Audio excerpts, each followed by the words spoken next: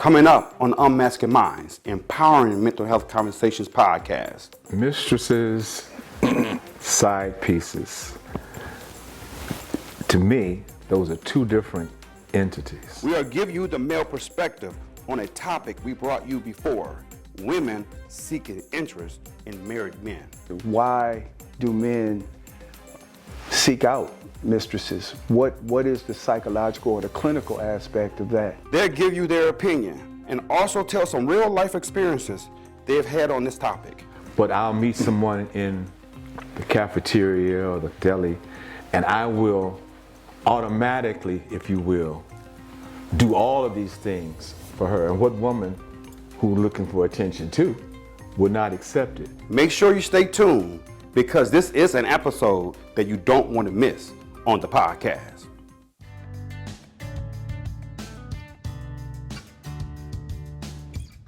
Hey y'all, what's up? It's your boy Anthony Redmond, also known as The Doc. Welcome to the Unmasking Minds, Empowering Mental Health Conversation podcast, the show where we are aiming to break the stigmas around mental health. And we want everyone involved in the conversation, because if we all work together to help tackle this problem, we will be able to inspire change. Today's show, we will revisit a conversation we brought you before: women choosing to date married men. On a previous episode, we got the women's perspective on this. Let's take a look at the clip from that episode.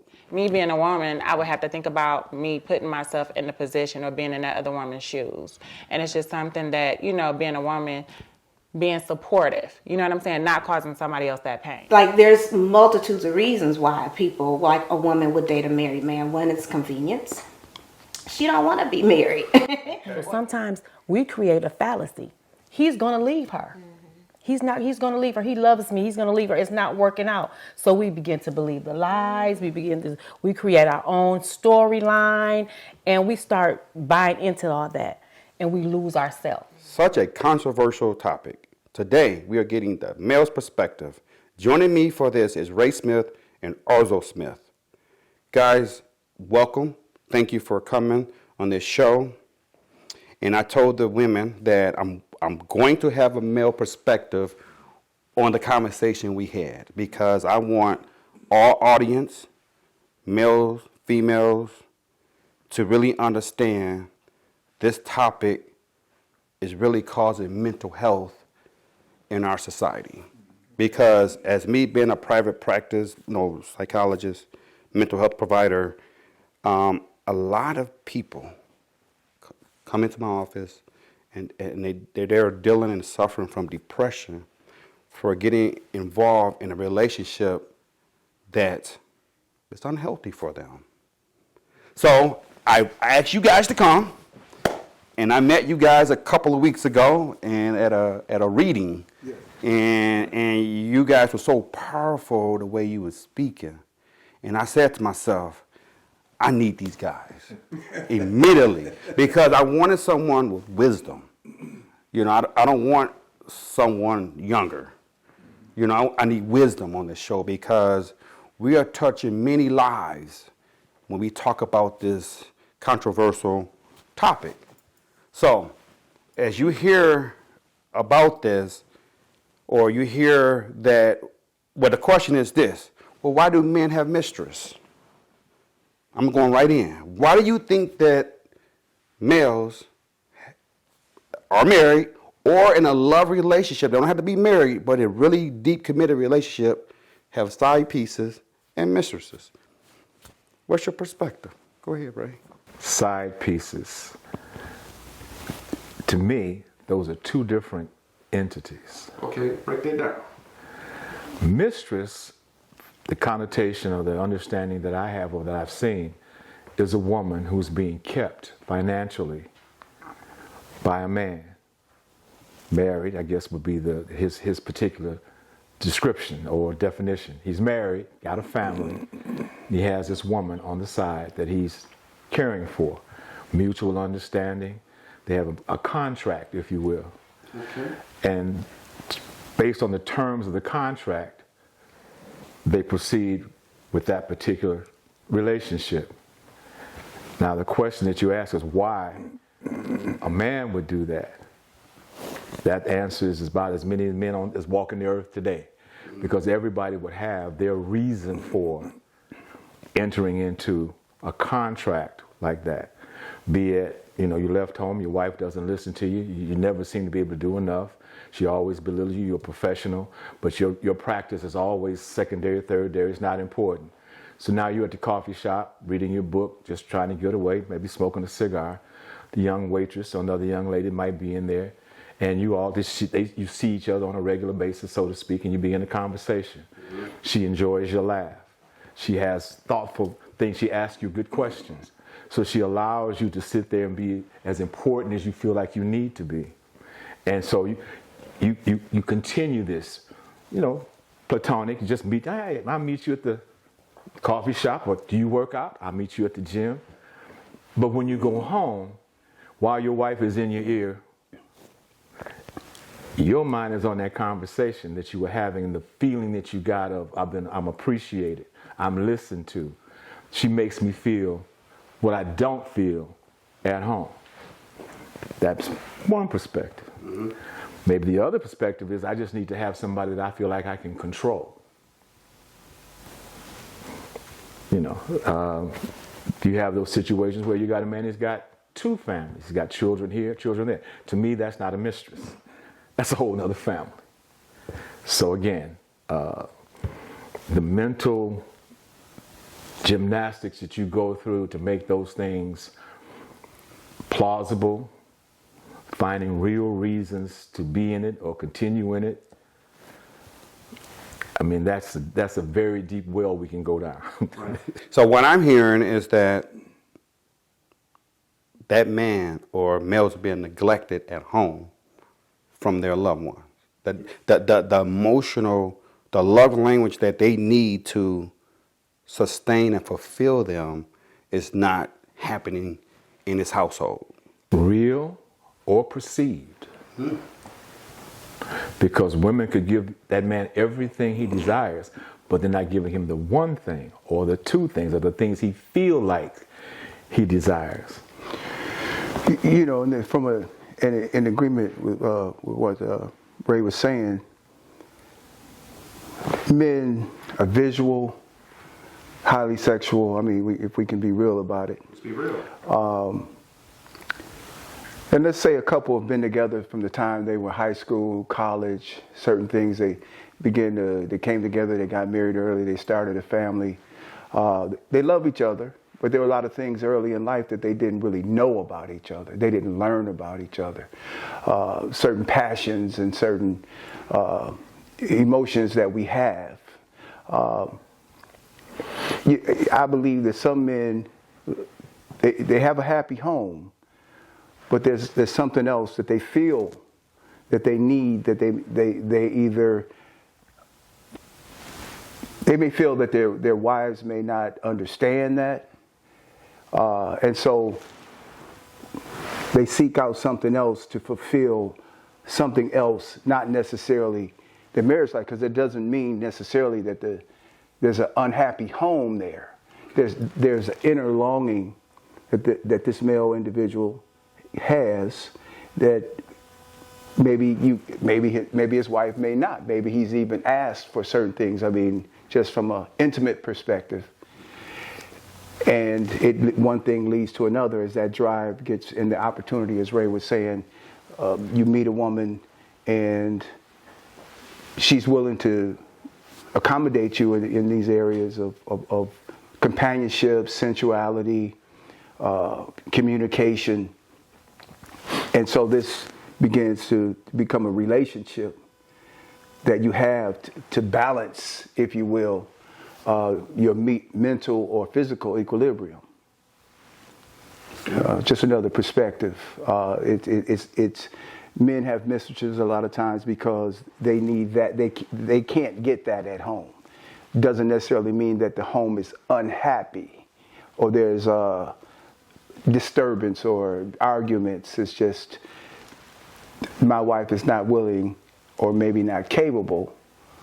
And a lot of times, or sometimes, if there's a lack of ability to communicate that, and maybe you don't want your wife to feel as if you want to ask her something that's outside of her nature to do, then you need to have something else. Now, and I agree with what Ray was saying as well. A mistress is a different situation than it's an extramarital affair, sure, but not necessarily a woman on the side. When you think mistress, you think someone that's committed to you, for the most part, because let's face it. I mean, if this individual, this female, this mistress is going to have multiple affairs, then that's more, if I could say, that's more like a call girl or a prostitute, especially in the higher income brackets. I mean, that's standard. I take care of you, you take care of me, and all of the accoutrements that go along with that. Yeah. So I just wanted to add that point. And coming from a psychological point of view, and I'm coming from research from my private practice, that I hear men and women, but mainly men, coming in. You know, I do a lot of marital counseling, okay, so relationship counseling. And what I hear the most from men is they'll say this: my wife wears a bonnet or scarf all day, and she has some saggy pajamas on, not looking appealing, and I'm not sexually turned on anymore. Okay, that's what I hear. Or I have to beg for sex. I don't feel wanted or needed. Yes. And this young lady is making me feel wanted and needed because she's approaching me, calling me, sending me messages, and it feels good. I love my wife, but this feels good. And as one particular male said, I communicated with my wife for a couple of years, and I also bought her sexy outfits for his pleasing. And she never wore them. Did you ask her why? Well, what I'm gathering, I'll talk to the women, I'm too tired. I work just like him. I got to come home and cook and take care of the kids. That's what women say. But the males will say, but I'm there too, and I help out too. When you're doing that, but I'm doing other chores around the house, I'm tired just like you, honey. Tired. But men feel like it's a poor excuse. Well, again, as Arzal stated, let's take the example he used, your high school sweethearts. So you come into puberty, okay? Women seem to mature in that area at a more advanced rate than males do. So her sexual appreciation, acumen might be a little ahead of his, okay? Understanding and knowing your body. You know what I mean? The fantasies that you have, all of the stimuli that you have around you, be it playboy, hustler, be it, and then what is the stimuli that women have? Maybe it's, a movie star, entertainer, all of these different things that you have going on separately, but then you're coming together collectively to live out whatever little fantasy that you have with this young lady or this young man. So, now, I'm sorry, go ahead. No, go ahead, bro. So now you continue on. You're excited. You're going to build a life together. I'm going to support you. You're going to support me. All of the conversations that you've garnered as you were growing up, listening to auntie, grandmother, mother, uncle, cousin, big brother, all these different things. You're taking all of this theory and making it, this is the kind of man I'm going to be, this kind of woman I'm going to be, and when I get my woman, I'm going to do this. When I get my man, I'm going to do that. And so now here you come together, and this is what you're doing. You're building towards that stated dream. But along the way, you begin to find out different things about yourself, okay? And different things about the person that is growing just like you. All of the hurts and pains and if we want to call them abuses that you've garnered as an individual, male child, female child growing up, all of those, you're trying to get a understanding or understanding of What does all of that mean? Why do I feel this way or that way? All of these things are going on while you're trying to have a day-to-day marriage relationship, okay? I'm going to think more about you than I think about myself, and vice versa. There's conversations. And then at some point in time, be it you got a new job, a new promotion, you have to take a second job, all the different things that happen in the world. And these are the things that you're trying to balance with another person. And you don't necessarily have a balance in yourself. And while all of this is going on, right, these things, well, it could be she's not dressing romantically or sexually because she doesn't feel like he appreciates it. So why should I go through? I mean, when I did do that, he was watching the football game. We were talking earlier. I had made the statement to some friends of mine, just drinking cognac. I said, I've learned that never let your woman feel like she's second, even to herself. So break it down, even to herself. Meaning, I'll give you a good example. You're watching you're watching the football game, and these guys playing PlayStation. Right. Okay? And you're right in the middle of killing the ball, so it's 4th down and goal, and 2 minutes to go, and you all in. And she comes over. Mind you, she's probably paid attention to you and been in this situation before. But this particular day, she wants his attention.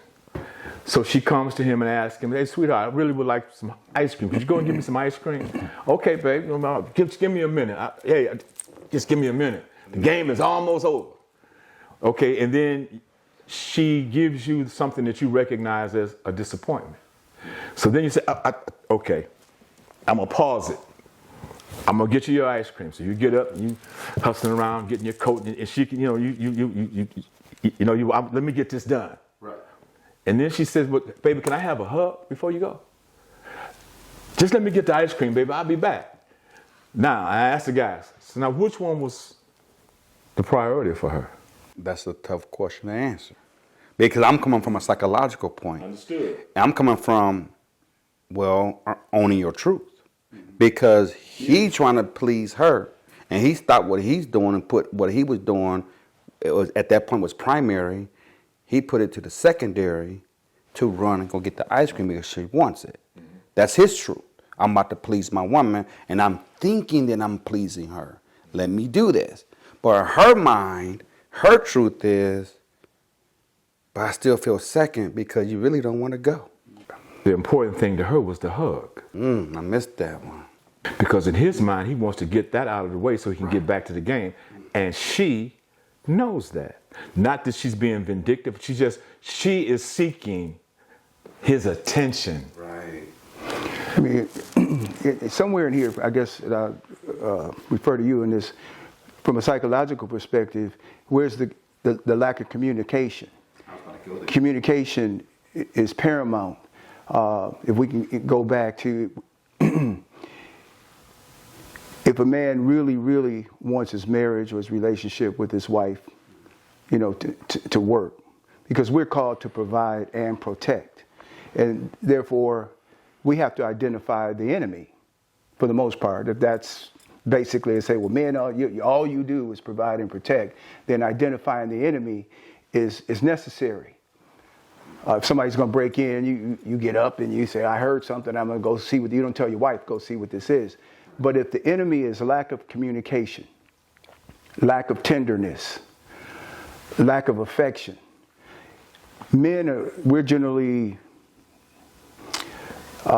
conditioned to think that some of those more softer, or what we translate in our minds as soft emotions, that should come from the woman, as opposed to us realizing this is an enemy against my marriage. So the inability or the unwillingness to communicate a lot of times can justify why I would seek something outside. Perhaps I haven't learned to really communicate. I'm not interested in communicating this, to my wife. I mean, if you would buy her really nice underwear, lingerie, intimate apparel, then to communicate and say, "Sweetheart, I know you would look beautiful in this, and it really excites me. I thought of you and I saw you, and it just, wow, so as opposed to, I need you to wear this so I can be turned on, or I don't like what you're wearing, or this, that, and the other. I mean, the communication I'm coming back to is, but again, the lack of that communication or the inability to communicate can justify other activities, getting back to why a man may want something on the outside where that doesn't have to take place. I'm being satisfied this individual understands that this is what I want. So when he comes in, she's going to open the door with nice garter belts and whatever else, intimate apparel and a long fur coat or whatever that may be, his favorite drink, the fireplace is going. This is what this is. Now, whether that's good or bad behavior, I guess, it's not so much about the judgment of it, but I guess the question is to understand how and why this happens. And my only point is that lack of communication or the inability to communicate can be a large factor in that.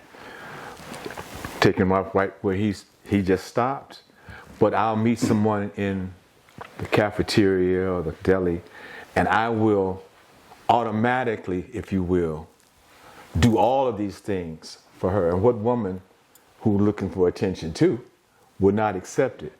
So again, you'll present her, the stranger, with all of the accoutrements and communicate to her with that you haven't necessarily, no matter how you think you've tried, to your wife. So what she's not willing, or perceived willing, to accept what will be pleasing to you, this person will. But this person doesn't have the history or the investment that your wife, your family has.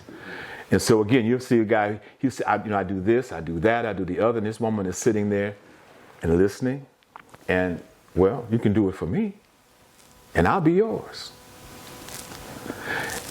So it's very interesting, again, just the few examples that I've grown up and seen to see how some of that works. Not necessarily the mistress part of it, but the outside families. I've known some entertainers who had, and they're in every city across the world, and they've got a relationship in most of those cities, be it platonic or whatever. And again, the ability to, for instance, I can think of a Bobby Womack song where he says, well, I'm only going to be here for a minute. You came to my hotel room. You knew why you were coming to my hotel room, and you knew I would be gone. So I tell you what, let's have this moment, this stolen glad moment.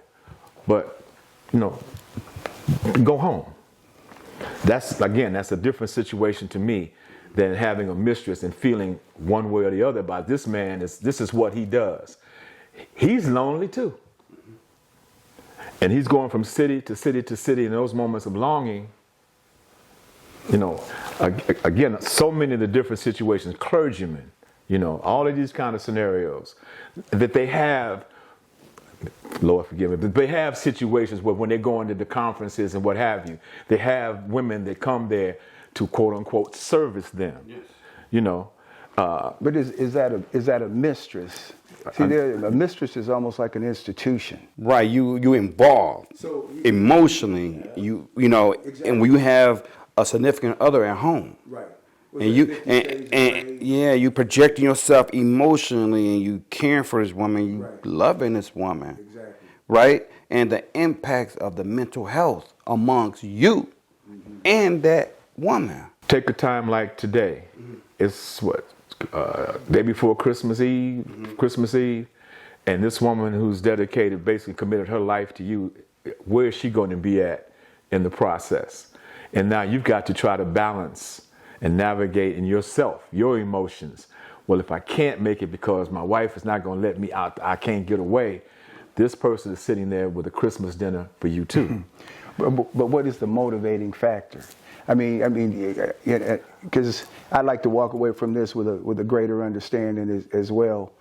The motivating factor. Why do men seek out mistresses? What is the psychological or the clinical aspect of that? Well, I compile research. What I hear in my private practice as me being a provider, providing treatment for couples who are having issues with infidelity in the marriages. And what I'm hearing is that from men, I don't feel loved, I don't feel wanted, I don't feel desired. Okay. And they need it. They long for it. I need this. Okay, let's go back to the human basic needs. You know the human basic needs, right? And one of them is love and intimacy and sex. Okay, water, food, belonging. And what's the other one? Protection, right? So, as a human, let's go. Let's take the governmental definitions from everything, right? Let's go to just being a human, just being a man, a black man in America with these basic needs that what we need. Okay? If you beat a dog every day, that dog gonna start doing what? Think about it for a second. You know about animals, the dogs? One or two things: they're either going to become very docile, or eventually they're going to turn on you. Yeah, but and from a cultural perspective, when you look at African men or African descendants, and you look at the slave culture experience, after the transatlantic slave trade coming here, first of all, a lot of the black men were used as breeders. So you have this acquired behavior, if you will, that goes up through the generations, and we hold on to things that have sometimes things that are adverse to our behavior. We hold on to them. We practice the behavior because it's been passed on and it is nurtured in you. African slaves, male slaves, were put in front of their wives and their children, and they were beat and castrated and told to the wife or mother, if you want them to live, you need to keep them docile. Right. So we're still dealing with a lot of the slave culture mentality today, especially as African American men. And I think it's something that has to be considered if you're specifically talking about, male behavior amongst African American men. A lot of this behavior, especially without mentorship, without cultivation and guidance into manhood, with certain morals and spiritual principles involved, because we continue to perpetuate the behavior. It's interesting that you brought that up, because I believe that a lot of the behavior that we perpetrate today in society, a lot of it is unresolved, subconscious slave culture experience. Yeah, Dr. Joy DeGroot, post-slave syndrome, post-traumatic slave syndrome. Right, absolutely. Yes.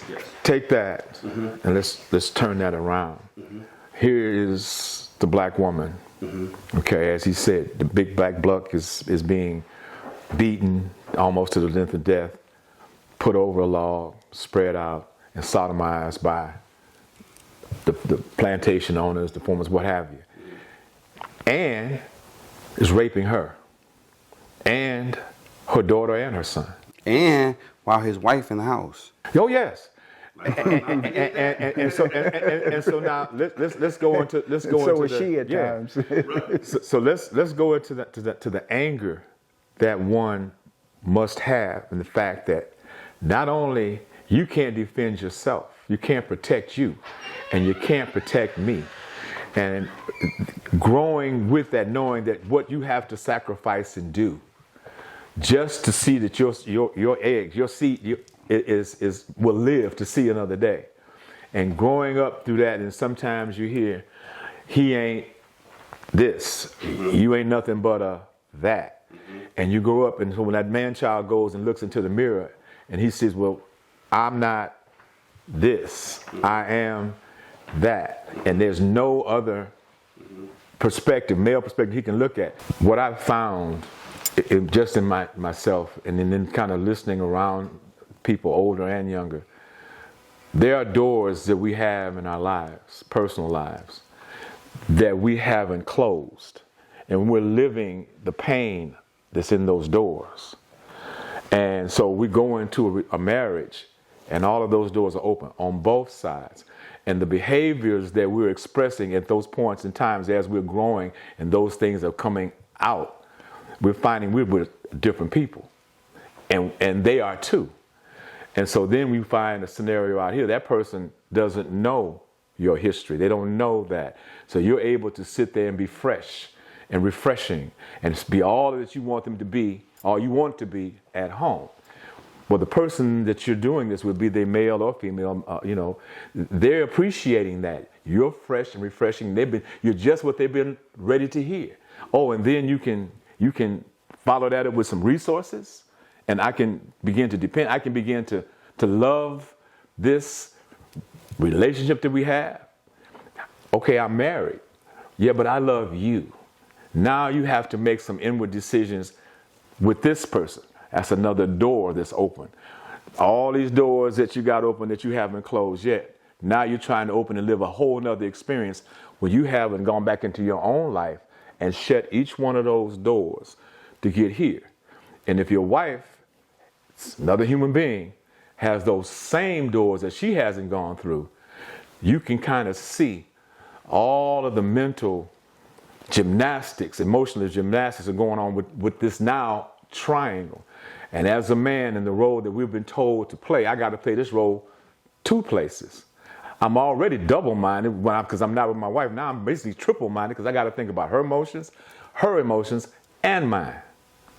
So Arzal, when you hear what he's saying, Ray, and your thoughts, please share. Well, there's a lot of innuendos here. So I go back to communication and the fact that why men have a tendency to reach out from that perspective. Number one, we're chatteled into that behavior. Of course, James Brown, it's a man's world, but it wouldn't be nothing without a woman or a girl. And so there's a stress level with being a man, period, let alone a black man.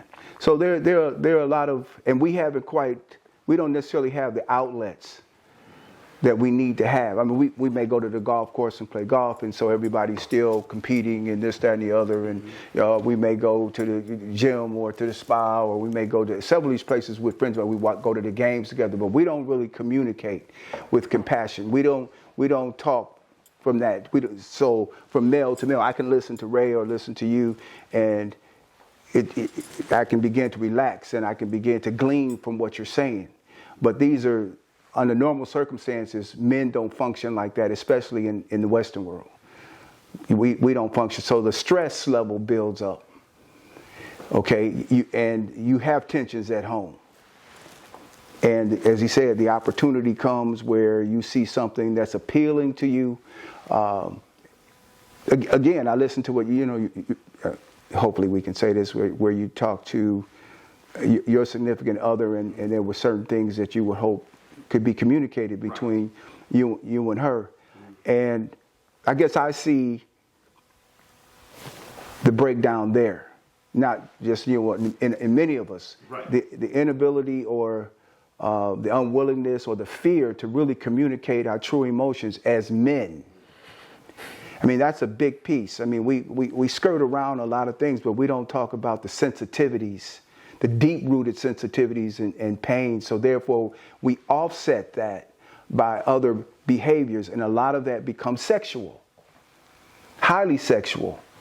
And then there's a timidity or an embarrassment or unwillingness to unmask ourselves in front of wives or individuals that we've had lasting relationships, and these things weren't communicated earlier on, so it's difficult now to be satisfied or to be nurtured from that perspective. If there's an issue in the ideal world, sexual or financial or whatever, with my spouse, I should be able to communicate this. If I want to freak in the bedroom, we should be able to, and same thing with your wife. These things should be communicated. I just really feel that stress, lack of communication from a man's perspective, the indoctrination of men in the Western world has a direct correlation to seeking out extra. I mean, I don't having another family on the other side of time. I mean, these are behaviors. These are things that slaves did. We were bred. I mean, we were breeders. So you had breeders. So you had families here, families there. And the kids were sold, the babies were sold, and this, that, and the other. So there's still some of that deep-rooted subconscious behavior that we're acting out in present-day times. Again, we have to understand how to get to the root cause of this, and at the same time understand that because of this behavior or these conditions, that men in a lot of instances will seek out other avenues for sexual pleasure. Sometimes it's not just sexual pleasure. Some men are enabled, to function from that perspective. They're just looking for, as you said earlier, companionship, someone to talk to. I mean, hey, you can go have, if you will, we're talking about a mistress who basically just listens to you talk. And that it simulated correlates to even having an orgasm. Things that maybe you want to talk about that your wife is not interested in or you've never shared. So again, I think why we do it, why we seek out extramarital or why we would have a mistress on the other side and to the rest of the world, as far as they know, we're happily married. So, again, that's, those are just some of my comments. I appreciate it. There was a song, Someone to Talk to Soul. Just somebody that I can really talk from my heart. Sure.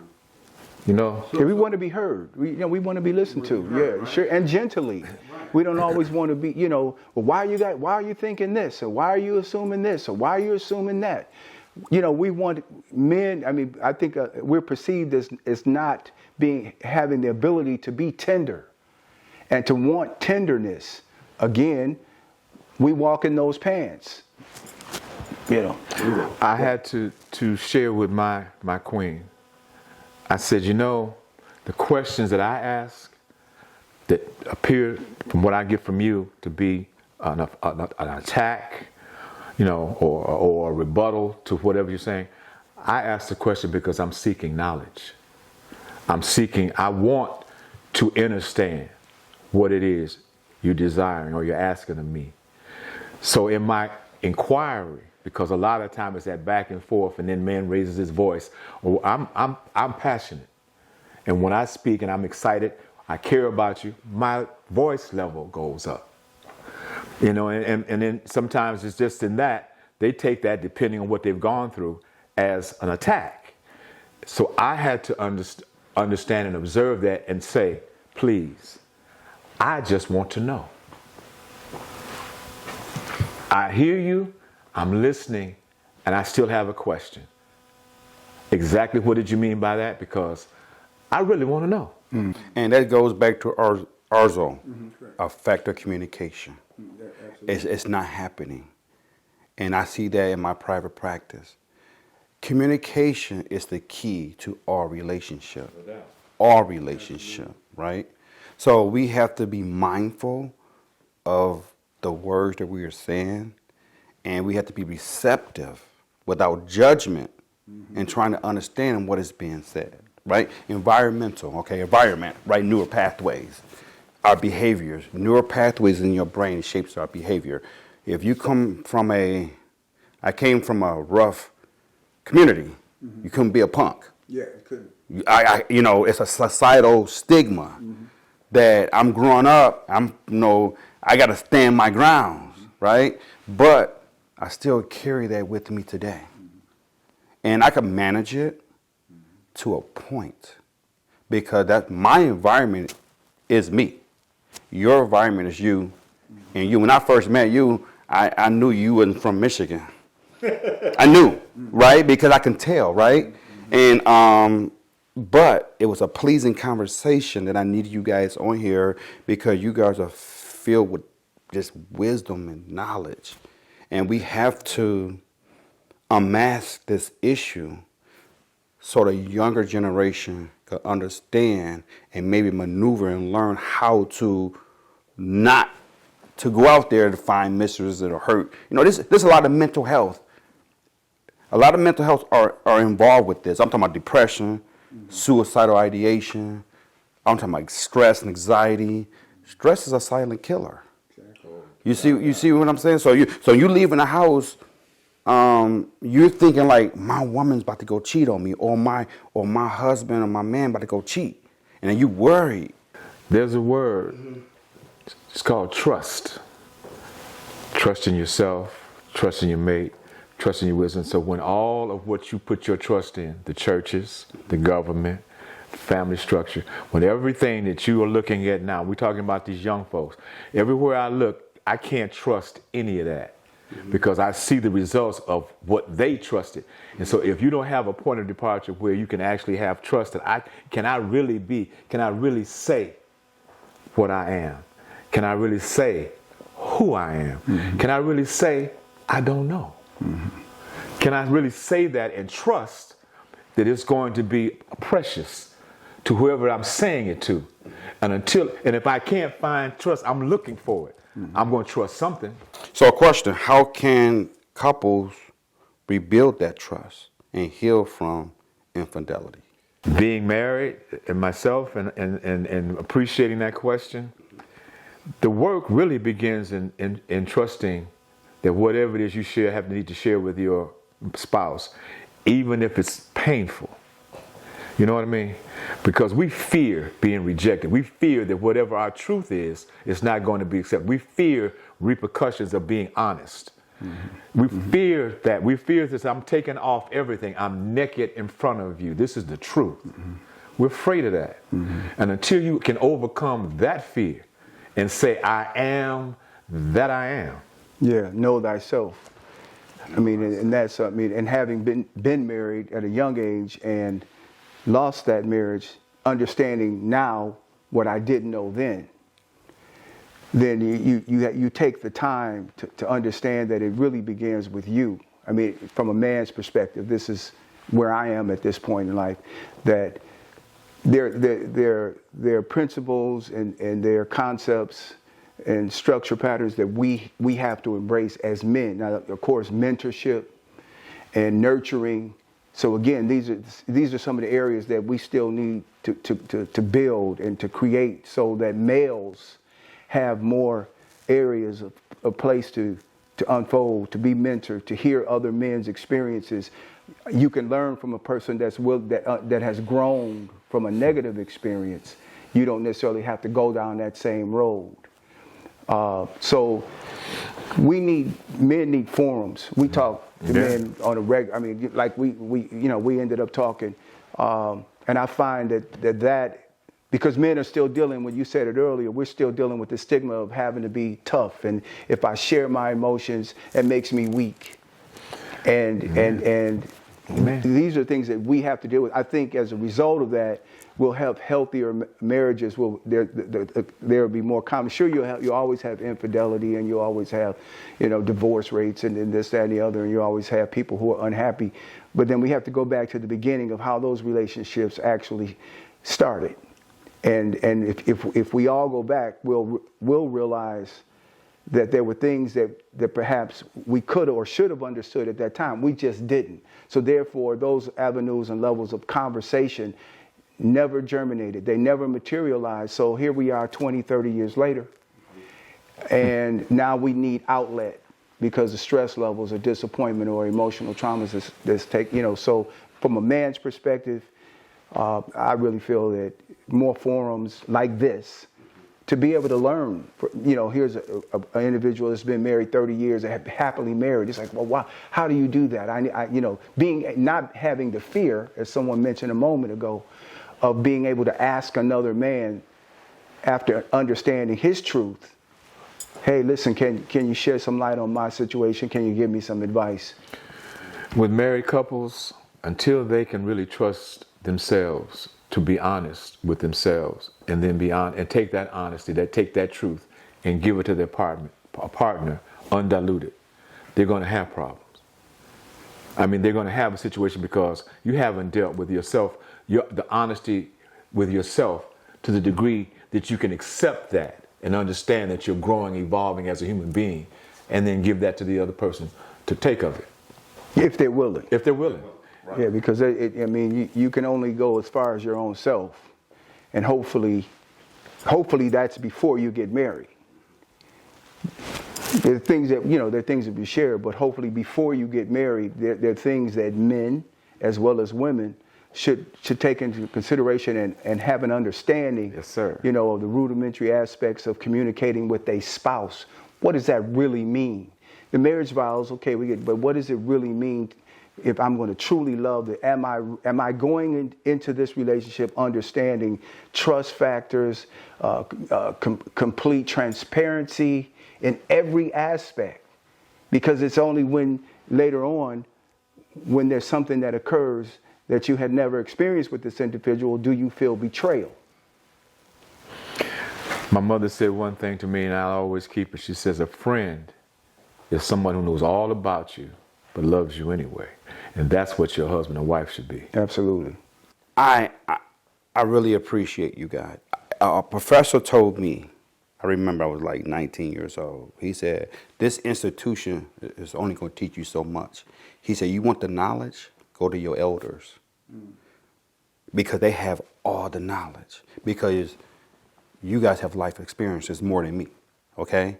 And I have more life experiences than my son, right? So, but a platform of constantly growing and unmasking ourselves. Each one teach one. The ills that are in our community, male community, the biggest perpetrators and predators in that are us. We have to unmask us. We must. And at the same time, we're our greatest asset as well. Amen. So you mentioned, we were talking the other day, and you mentioned balance. Yeah. So this understanding the balance, we may be the greatest perpetrators, but at the same time, we're our greatest assets. If we don't begin to help each other and have compassion for each other, how can your son or grandchildren have happy marriages, solid marriages where the man understands? Because that's the head, let's face it, without any chauvinism or any of that intended. If the head's out of order, the body's out. I'm going to have the women back on, the ladies, and I'm going to invite you guys back too. So because we need to really dissect this. We really need to dissect, and we're going to really dissect this because I want a collaborative group to dissect this. I had this, I don't know if it was a dream or vision, but I was sitting back and I said, what would be real ill is if you had some mistresses and some gentlemen who had mistresses, have them in there and have everybody have on a mask and have them talk from their perspectives about being a man who has a mistress and a woman who is a mistress. And a woman who has a mister. Right. And yeah, all of that. Right. That's a great idea. Well, I'm just saying because now you're talking to individuals who haven't had that experience. But what about the individuals who have or have been in those experiences and who can tell you about situations clinically of what they went through on a day-to-day basis? I'm going to make that happen because we can blur the faces. Just blur the faces. That's a good thing to really talk about, so I like that. Because now you're dealing with individuals who've lived that. Once again, guys, I appreciate you. I'm going to have another platform with the women, and we're going to collaboratively kind of work this out because a lot of people out there suffer from depression and mental health illness due to the fact they are in relationships and they fell in love and they can't get out.